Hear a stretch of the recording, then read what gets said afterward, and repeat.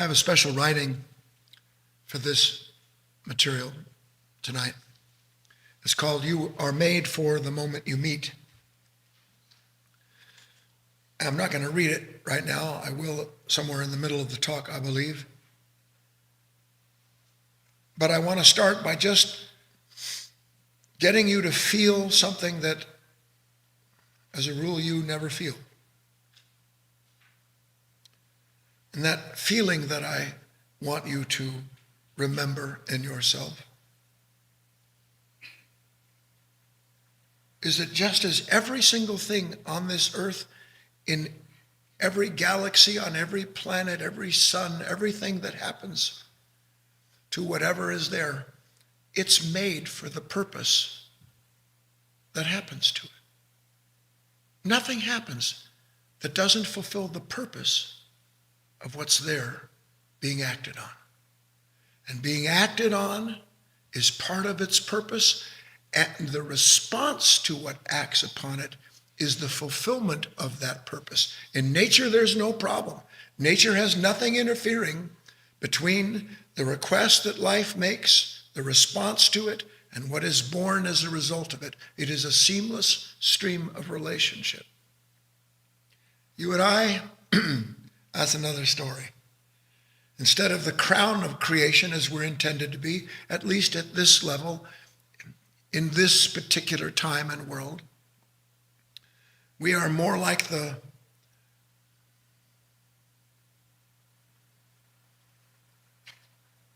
I wouldn't even know what word to give it. We are the waste of creation.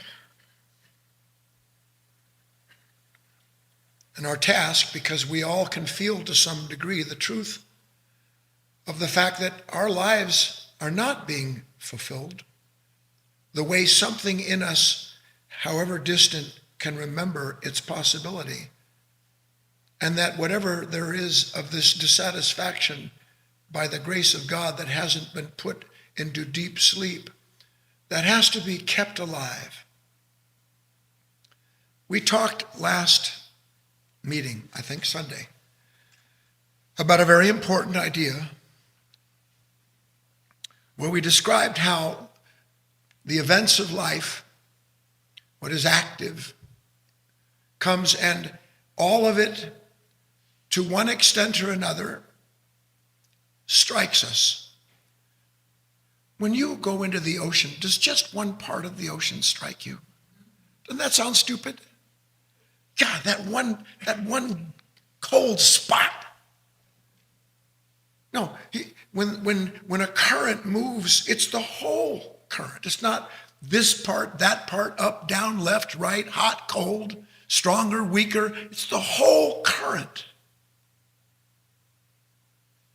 And it's the whole of the current of passing time, of the energies that are brought forward into this world for the purpose of reconciling that which sits outside of the intended harmonization of this life. The whole of it strikes us. But we described how when the whole of it strikes us, there is, in fact, a whole reaction. Whole strike, whole reaction. But the minute that the whole reaction takes place, something happens, and instead of the marriage of the whole action and the whole response, creating a wholly new form the way it's intended to, something else takes place. And we described how comes this reaction and then a response to it. Event, reaction, response. And the response to this reaction is always something that comes up inside of us in the moment of that reaction that wants to know what the reaction is. As if the mind, this tiny little broken mind, could conceive of a relationship between the whole of life's movement and the whole of the actual reaction to it, that belongs to a cosmological level of existence, not this earthly plane where we're always trying to figure out what the pain is or how to get the pleasure. We said that the response that comes, that is what we see, is always something that is part of our conditioned nature. That it names the reaction so that there can be someone there by your name who basically knows what's happened and who's to blame for it or what you must do to correct it. So we said that in that moment, our psychological I is instantaneously, it attends to the nature of that response. And we talked about how words are the form of that response. I'm stuck. I'm afraid. I'm angry. And in that split second, something that is a marriage of heaven and earth turns into a blend of a psychological mix for the purpose of ensuring that the part of you that names the thing goes on living at the expense of something changing in you. Everybody with me? Want to recap this? Then we said that there was a possibility that between the reaction, which is necessary and cannot be escaped, and the response to it, that there was a space between this reaction and this response, where instead of being remanded over to a consciousness that doesn't want anything to happen to it, it doesn't understand. Try to imagine what that means. You live from a consciousness that doesn't want anything to happen to it, that it doesn't know what it means. You talk about a tiny world filled with tremors and terrors. That's this consciousness that has to know what's happened so that it can either feel inadequate or find a way to be in charge. And at the end of that, we talked about how that without knowing it, so much of our life that comes to us the way it does, we don't understand why we get the things that we do. Ask and you'll receive. We think that what we ask for should bring us peace of mind, consolation, and all kinds of contentment based on what? Based on the response I have to the reaction. And then from the response, meaning the definition of that reaction, what do? I ask to reconcile the problem as I've defined it. Now, what's the problem with asking to reconcile the problem as I've defined it? First, the me that's defined it is the problem. So it's not trying to reconcile the condition. It's seeking the continuation of itself at the expense of our possibility. But we said that there was a way that there could be a repose, which is hard won. All of your work, whether you understand it or not, perhaps for an entire lifetime, more, might be just to gain that fraction of an insight in the moment between the reaction and the response so that you could clearly for yourself see to whatever degree it's possible, I thought that was me. It's not. I never knew it. I don't know who I am, but I do know that the response to that reaction is part of a chain of events that I have been a slave to for 1,000,000 years, doing exactly what the response beckons, asking for reconciliation to the problem I've seen, and getting my prayer answered at the level of the nature that asks it. So with that in mind, I have 4 stories. I don't know that I'm going to get through them now as I start to open up to the material I want to present to you. But I do want to make it clear, at least as clear as I can, that there is another way that's connected to this repose, another kind of asking.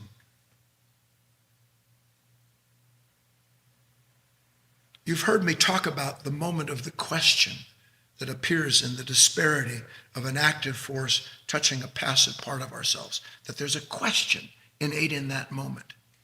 It is the appearance of that question and our ability to remain with it that is the repose. That's the repose. See, there's no repose in letting something instantly tell me what it is that happened. I go from reacting into seeing a response to the reaction. So there's a seamless stream of thought at the level of the mind captured by its fascination with the sensation of the reaction. And then, as I said, it's a whole current. It's extraordinary. I'll find, and this is even more extraordinary, I'll find something in the whole ocean that I don't like. There'll be something in the current that bothers me. The whole thing, life depends upon it, and I'll find something that I name as the problem. When I name it, I claim the pain born of being cut out of the stream of life. So let me get into the first story. There was once a golf driving range. Is that what they call it? A driving range for golf. I don't know why that's problematic to me. There used to be a driving range here in Grants Pass right off the freeway. And this story is kind of fashioned after that in a way. And I'll tell you the truth, it's a bit of a true story. But we're going to look at a very deep principle through it. So here's this small driving range on the outskirts of a small town somewhere in the Midwest. And if you've ever been to a small driving range in any small town, there's always some curmudgeon that sits behind the counter with the balls that he had to go out and collect. And he makes his living by selling you a bucket to go hit, but he doesn't want to sell any buckets. He's not happy to see you, whoever you are, when you walk in. This is the truth. And in this small range, the manager, the fellow that sells the buckets, unbeknownst to everybody that lives in that small town, back in the 40s, he was as good a player as there was on the PGA. What does PGA stand for? Professional Golf Association. But after a stint of maybe winning a major or two, a big game, he lost his interest in it for a number of reasons and retired as best he could to escape any detection by anybody. He didn't want anything to do with the world that he thought he wanted everything to do with for all that time. Never lost his love for the game, but he lost his love for being a man who had to continually prove himself on the field where no matter what he did, it was never enough. And he began to understand that and became a man of the interior world, sitting there behind the counter, looking like a curmudgeon. So one day, into his little office, which consisted of a desk made of plywood that wasn't finished, and behind him shelves that were equally unfinished, sitting on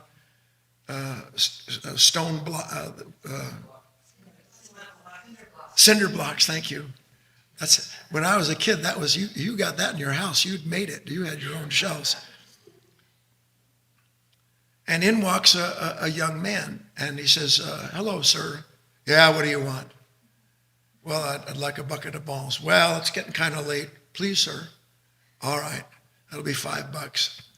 He gives him a bucket of balls, and the young man walks out onto the driving range, and there's a few other people out there hitting balls, each and every one of them trying to look absolutely as good as they could possibly look.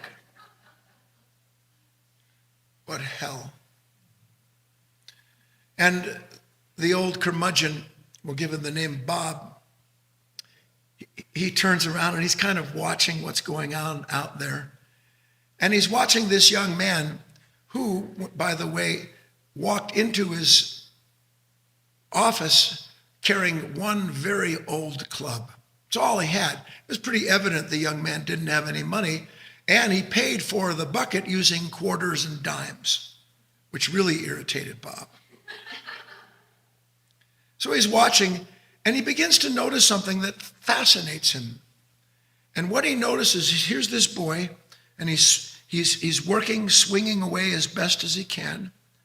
And 19 out of 20 swings, he either misses the ball and it pops off to the left or the right, or it dribbles forward.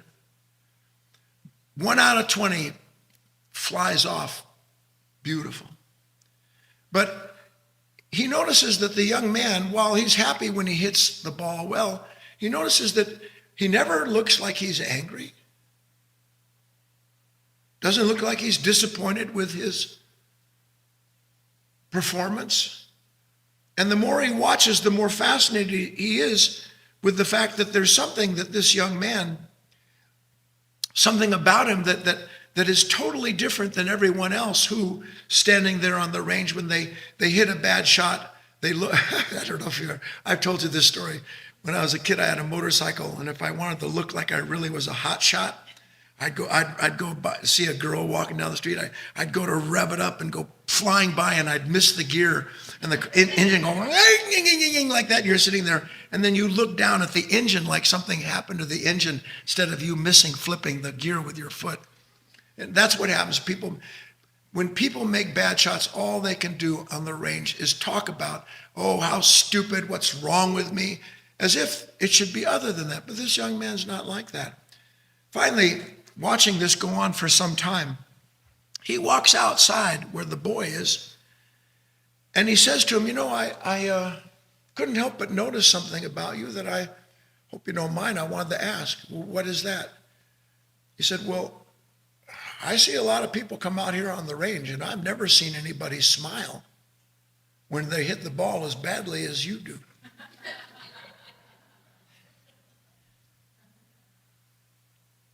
I mean it, son. What's going on? And the young man said, well, look, I don't know if it makes sense to you, but the reason I'm not negative, or for that matter, why I, from time to time, even when I make a bad shot, I feel okay, and I even smile at myself, is because I'm learning what I've been doing wrong.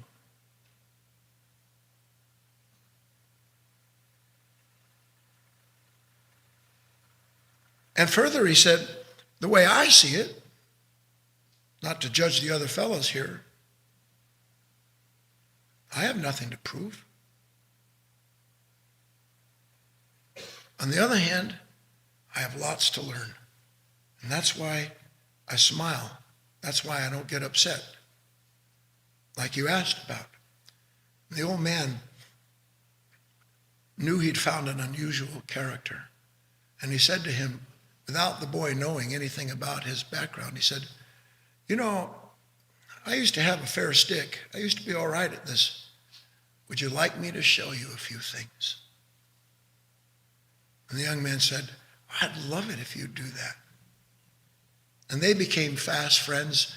And to make the story have an ending that's fitting to it, that young man grew up to be Arnold Palmer.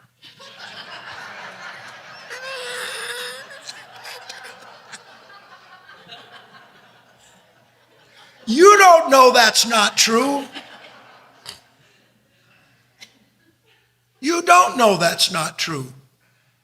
You show me any man in this world who ever amounts to anything more than a mountain of misery, and I'll show you someone who agreed not just to be tested by life, but who understood the value of being tested by it and didn't avoid them, but decided to go more deeply into those situations so that he could not prove himself, which is why everybody avoids all of the conditions that challenge them, but that he might learn about himself, learn about what he loved.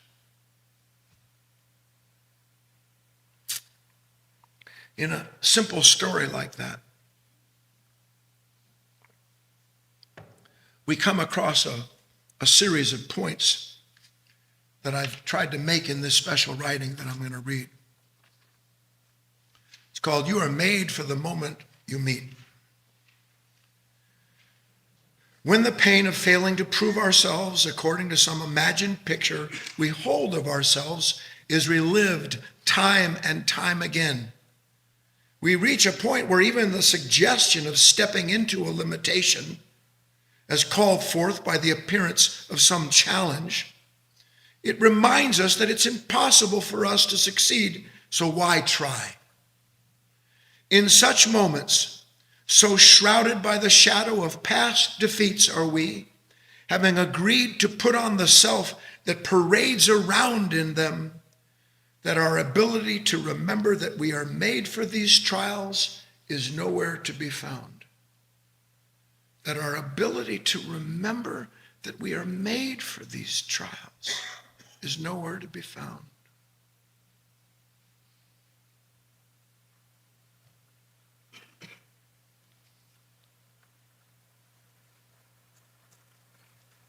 I don't know how to convey to you as I would wish it. The idea that inside of you is something that has been created to be tested.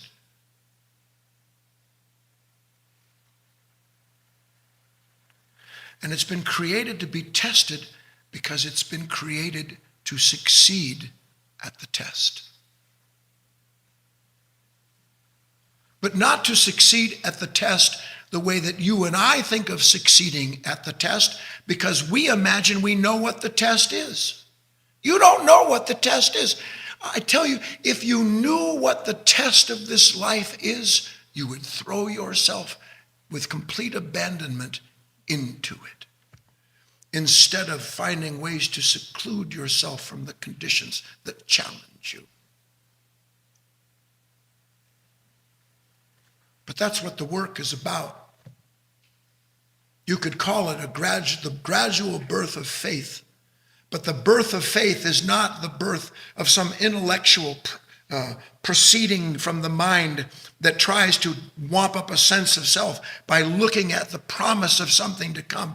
The fulfillment of what is truly faith inside of a human being takes place moment to moment as the individual discovers for himself that already in him, in her, placed there for the distinct purpose of it being revealed is that which is made to meet the test and succeed at it. We're going to talk about what the nature of this test is.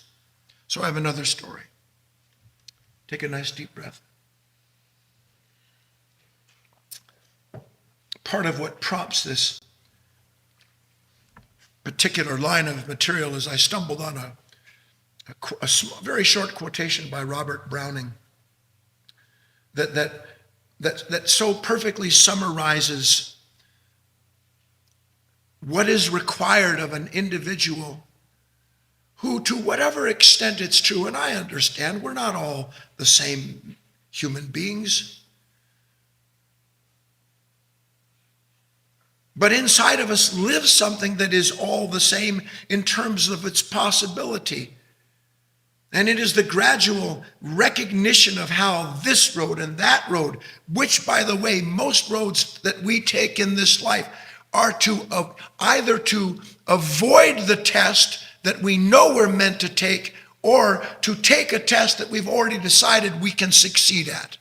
The path of least resistance is the path of taking the test that you're sure you can win at. The quote is simply this: who keeps one thing in view makes all things serve. Who keeps one thing in view makes all things serve. What power there is in that simple idea.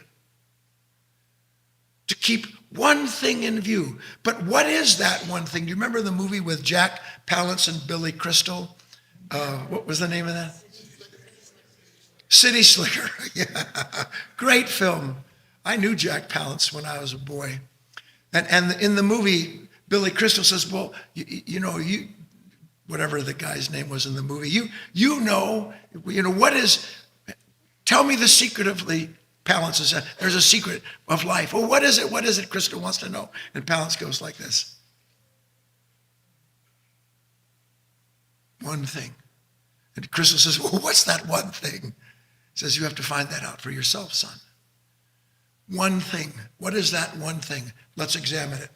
Solomon, the wise old owl, was flying over the forest, as has been his responsibility for millennia, to oversee the well-being of all the creatures that live on the ground below. Solomon is a wise old owl. He's a character that I've brought back and forth over many years now. And as he's flying around on his silent wings, gazing down at the world, he's not troubled by anything he sees, and yet he has a distinct relationship with all that he recognizes that is out of balance in the world beneath him. And his task is to come down and to help reconcile the relationship between all of the creatures. You have inside of you something that is perfectly suited to reconcile every single reaction that you have, so that instead of a mechanical response, you can enter into a true repose that brings about the purpose of this material I'll get to. So here's a kind of a crying sound coming up from the floor of the forest. You want to make a crying sound just to get it over with? Now, that scared me. Sounded like a ghost ship with the wind through its sails. That wasn't the sound I had in mind. No, it was a little whimpering. It sounds like a puppy mill. Forget you. And he swoops down and he lands right next to the source of the sound, which at first he has to look around. And it turns out to be there's a little pine tree. And it's crying.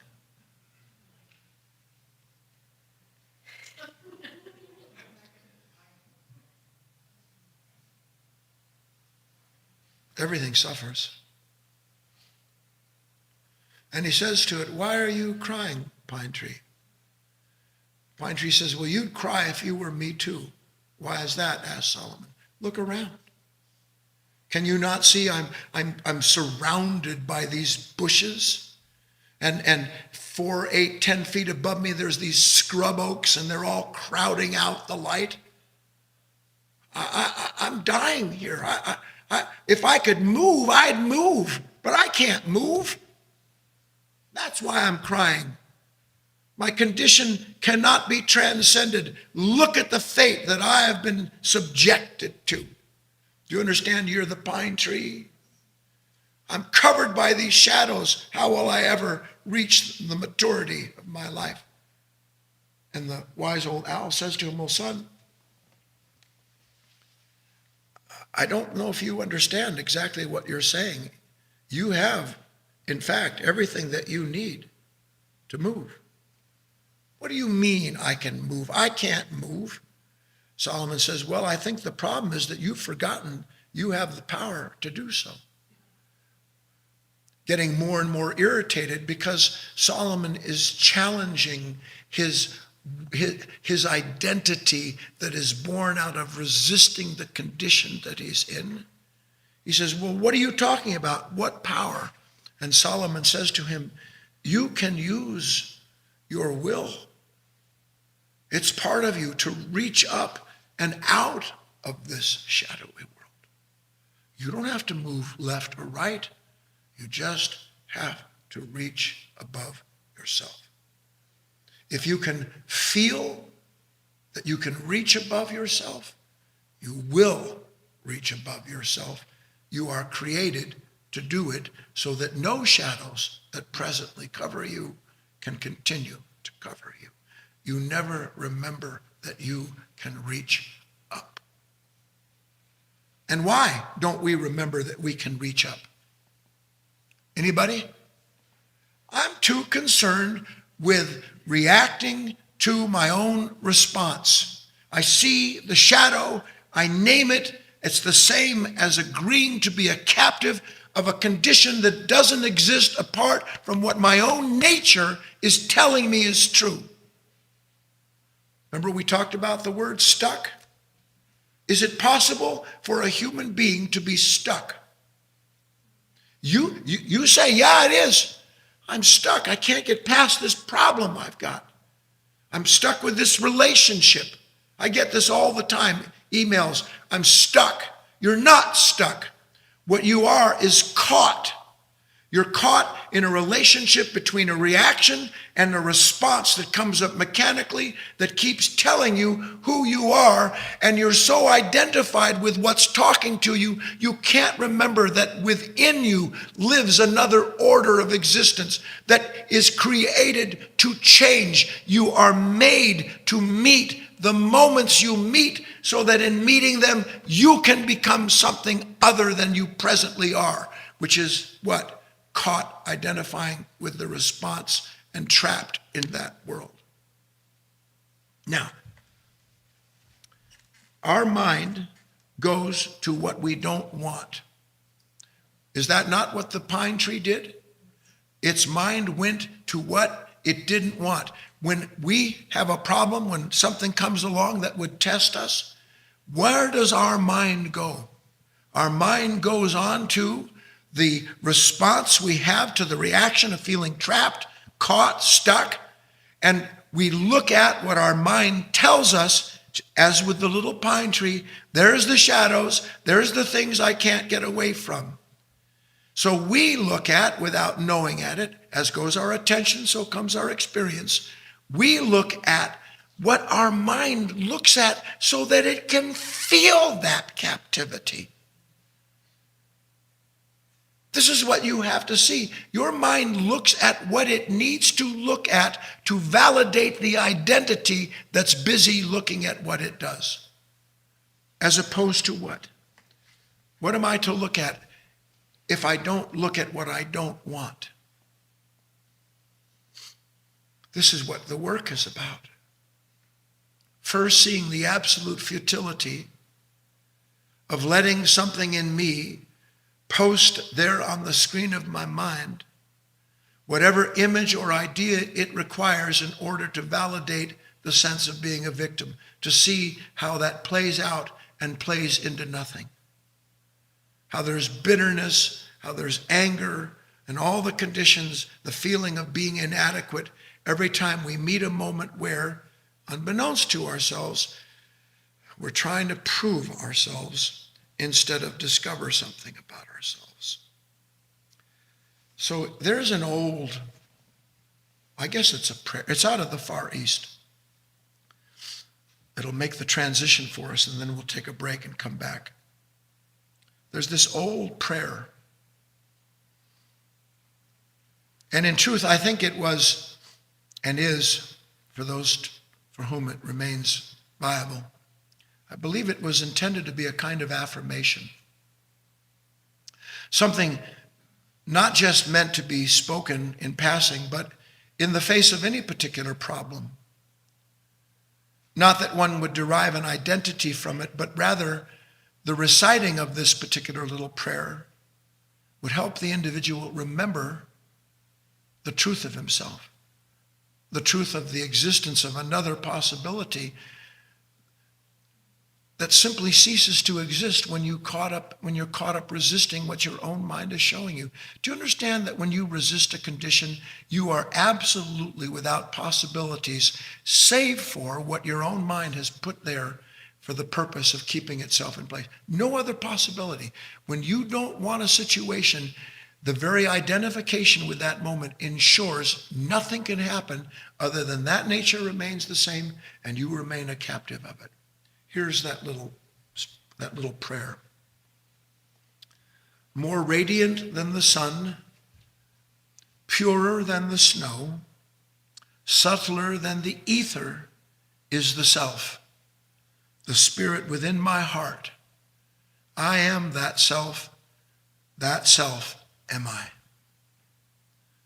More radiant than the sun, purer than the snow, subtler than the ether is the self, the spirit within my heart.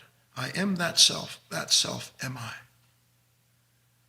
Now you see, when things like that are uttered, and I'm always hesitant to bring these things from the past into the present, because it's so easy to in one respect, you can feel, well, that's different.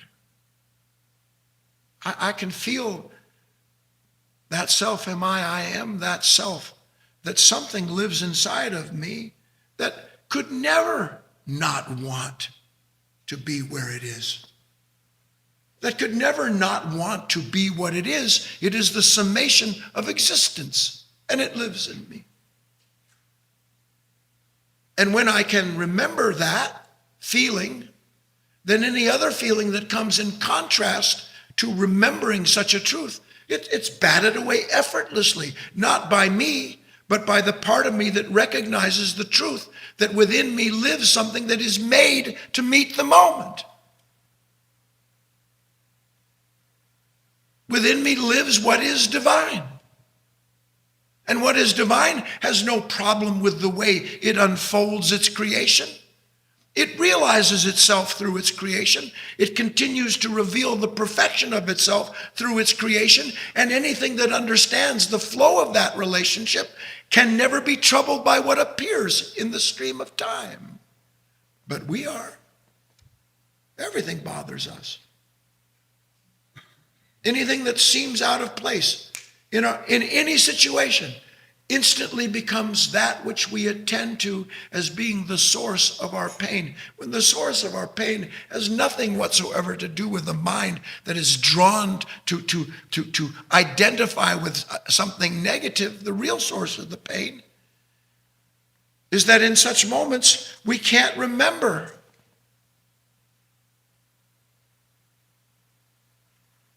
I am not made to fear, to hate, to regret, to reject, to resent.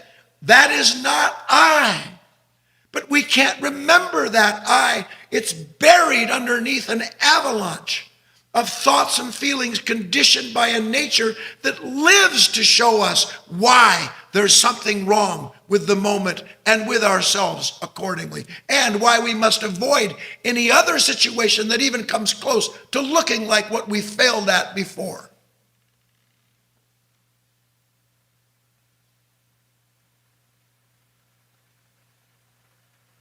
And this runs right to the heart of a very important idea, that we do not understand the purpose of limitation. Look, is this moment, this force, this active life that comes and strikes me, what is passive in me, is there a limitation to the reaction to the presence of that current? Is there a limitation inside of that reaction, inside of that nature? No, there's no limitation to it. See, limitation includes the idea that something could be other than it is, or that I'm not enough as I am. That's what limitation connotes, doesn't it? So here's the moment, here it comes, and inside of me, instantaneously comes this reaction, and something inside of us,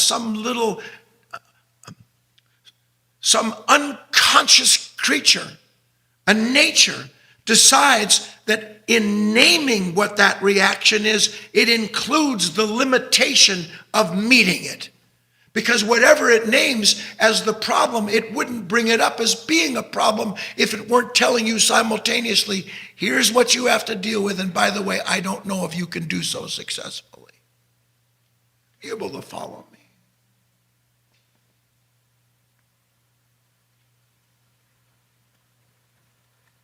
The only limitation to creation, and it's not an accurate phrase, is that in that particular moment, a very unique set of conditions acts upon a very unique set of conditions. But in the entirety of it, it is whole and without limit, because it is expressing in itself all that can be in that moment for whatever it's acting on.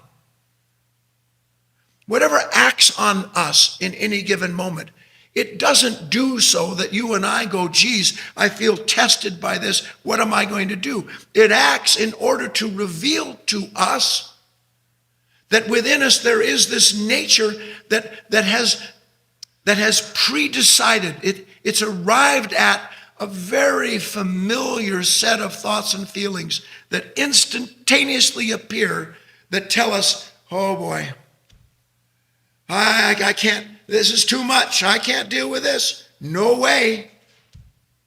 That person, this problem, this set of circumstances, no way. I look in the mirror, look, no way. I'm limited in my ability to respond. This is another question I get all the time about aging. You're made for the moment. You're made to realize in that moment that something is beginning to reveal to you not a condition that is greater than you are, but a consciousness that exists for marrying the conditions into a new conception, into something that didn't exist before, because you were willing to allow that moment to act on you the way it's intended to. Why do you, look, how many of you ever have some situation come up and it looks like, oh dear, oh God, oh God. How many of you know the oh God, oh God? Where does that come from? Here's what it comes from. I'm going to have to prove myself again. Oh man, I don't want to prove myself again. I've been proving myself my whole life.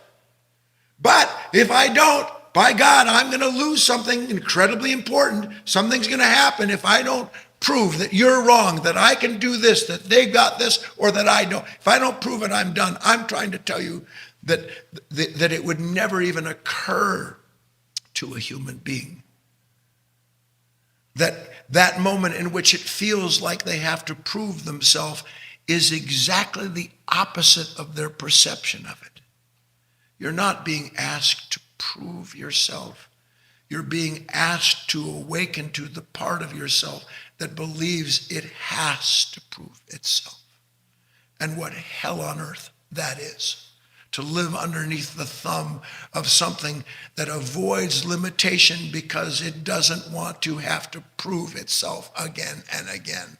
And the human being who doesn't agree to meet those tests is the same as a human being who has turned his life on the possibility of discovering that within him already exists something that's made for the moment that comes to him. Let's take a quick break here. We'll come back and go a little deeper. So I want to bring your mind back to this one idea that who keeps one thing in view makes all things serve. What do you keep in view when problems come?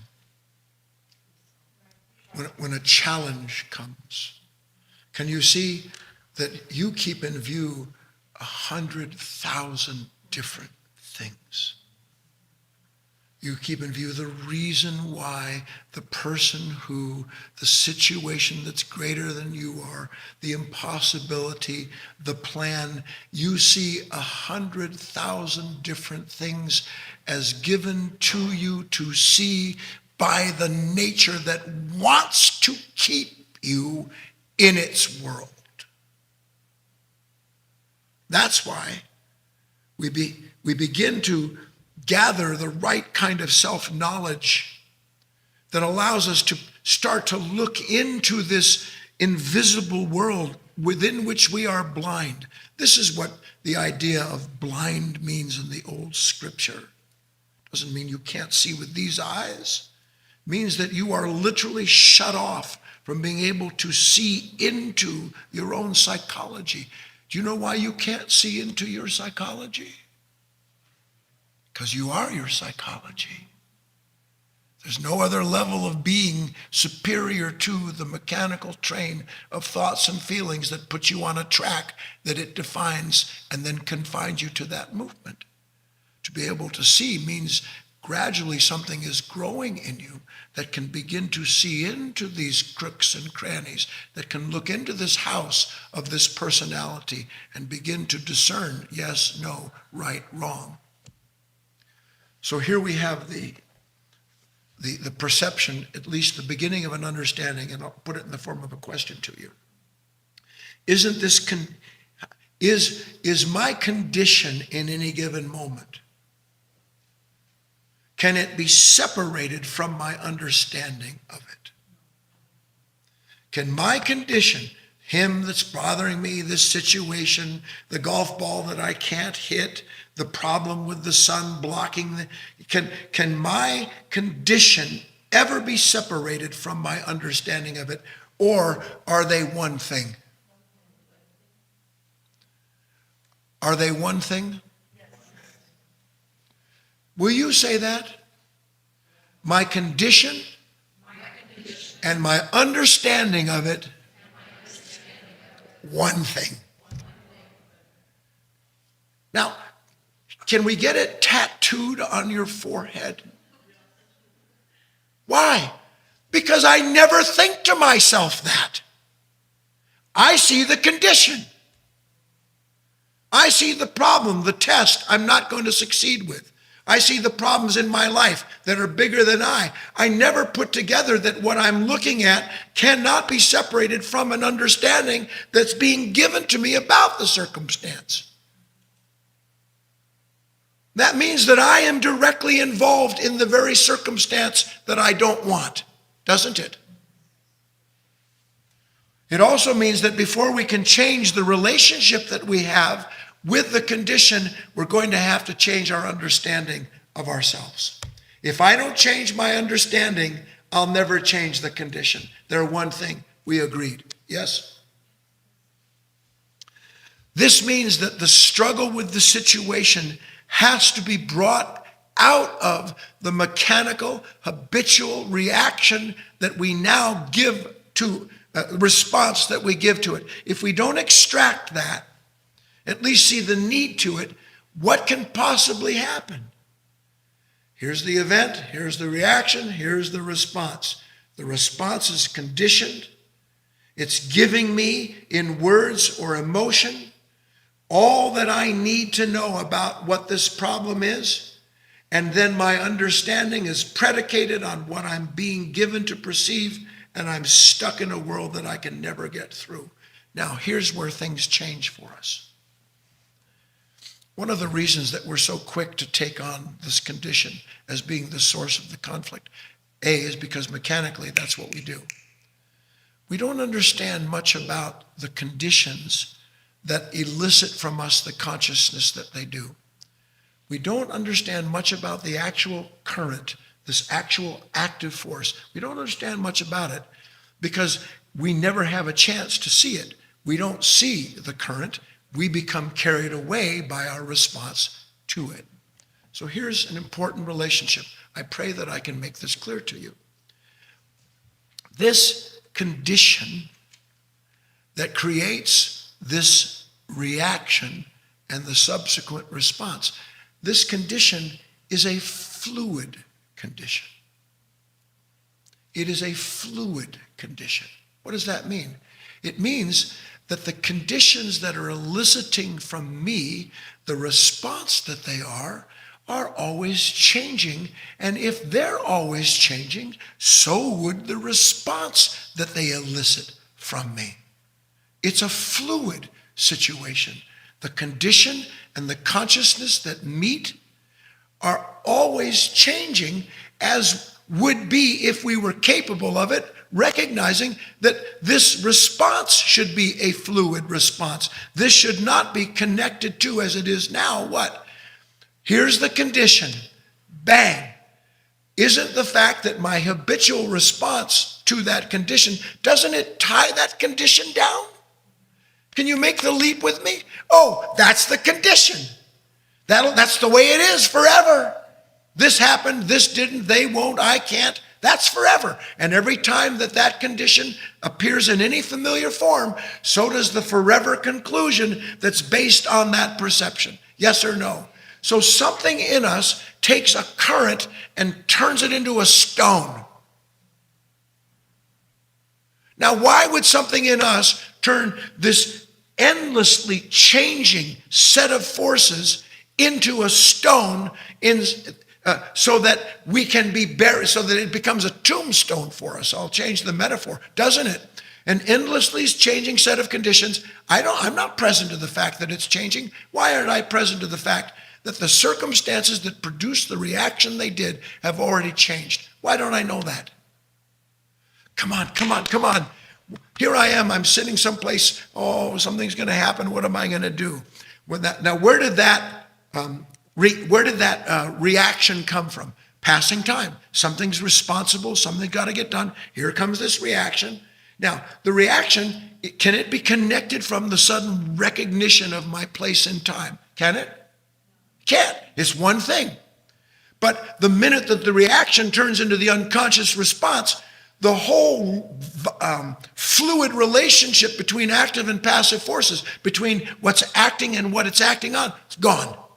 Now there's nothing fluid anymore. Now there's just something set in stone. Now, what sets something in stone other than something that can only know itself through that stone that it's set? You follow me?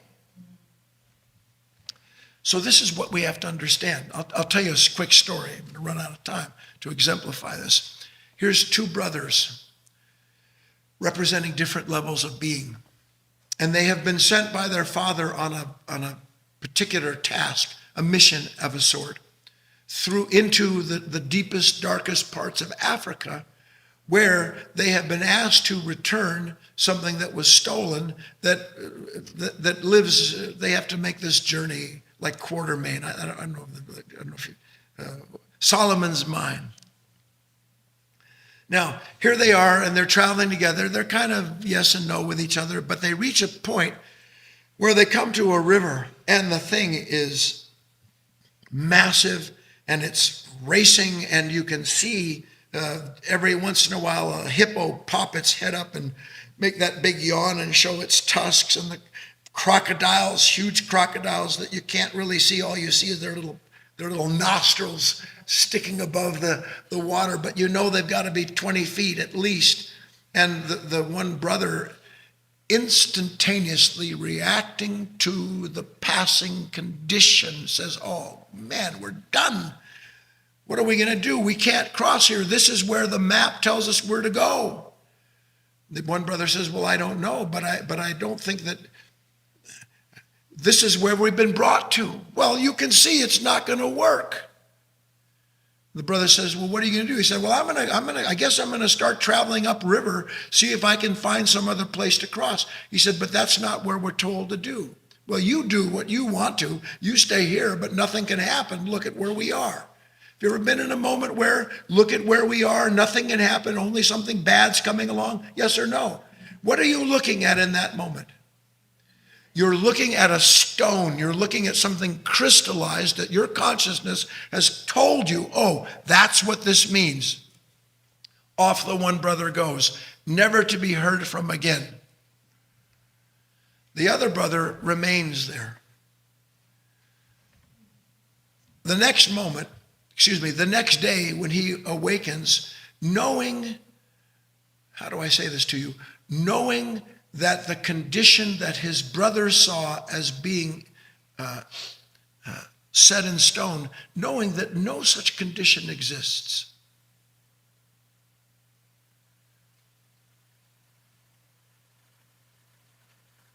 What if you could remember in the moment where you start to feel afraid or inadequate? What if you could remember that the condition that brought up that part of your consciousness, what if you could know that the condition that brought that up, that condition itself has already changed? Next day, the brother gets up, and what do you think he sees? Much as he suspected, there had been a major storm up somewhere out further, and now what had been impassable, there's all these boulders sticking out of the river. And not only are the boulders sticking out of the river, but the hippos, that you can see every last hippo, and you can even see the crocs, because the river has gone down enough that they can't hide their massive bodies. And so what does our hero do? He hops from stone to stone across the river. This is a story intended to be an encouragement to you. To understand that any moment where you feel as if some test has come, something greater than your capacity to deal with, some problem, some situation, that the you that sees that situation the way it is the situation it sees. It requires that situation to be what it is so that it can be what you are being convinced to identify with. But the conditions themselves are always changing. And not only are they always changing, but if you've understood anything I've said, if the conditions change, so does the consciousness that's related to it. And if the consciousness changes when the conditions change, where is the captivity? You begin to understand that you are made for what you meet. You're made for what you meet because the purpose of your life isn't to overcome something. It is to allow something to make you into something that you would never know until you stop fighting with the condition.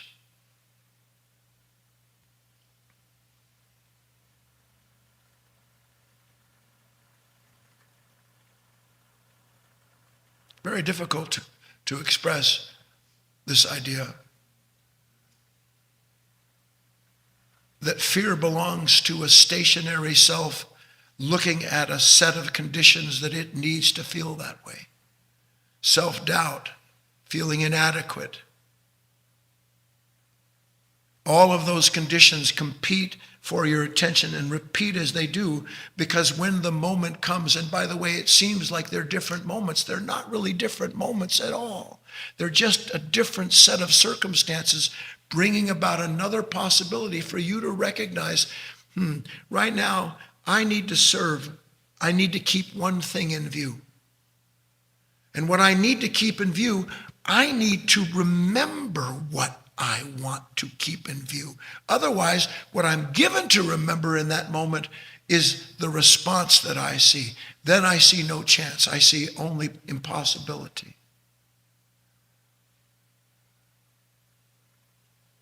To summarize all of this, the idea that if you can keep one thing in view, that all things serve that one view. When you can keep in your mind this one idea, my task in every single moment of my life, first and foremost above all things, is to use the moments to remember that I am made to meet them. That's my task. Because if I can remember that I'm made to meet the moment, then there's nothing that can be lost in the moment that's come. It's impossible. How can I lose myself if myself is the meeting of the moment and the consciousness that's revealed in it? How can I lose myself? What is there to be taken from me? What have I to prove?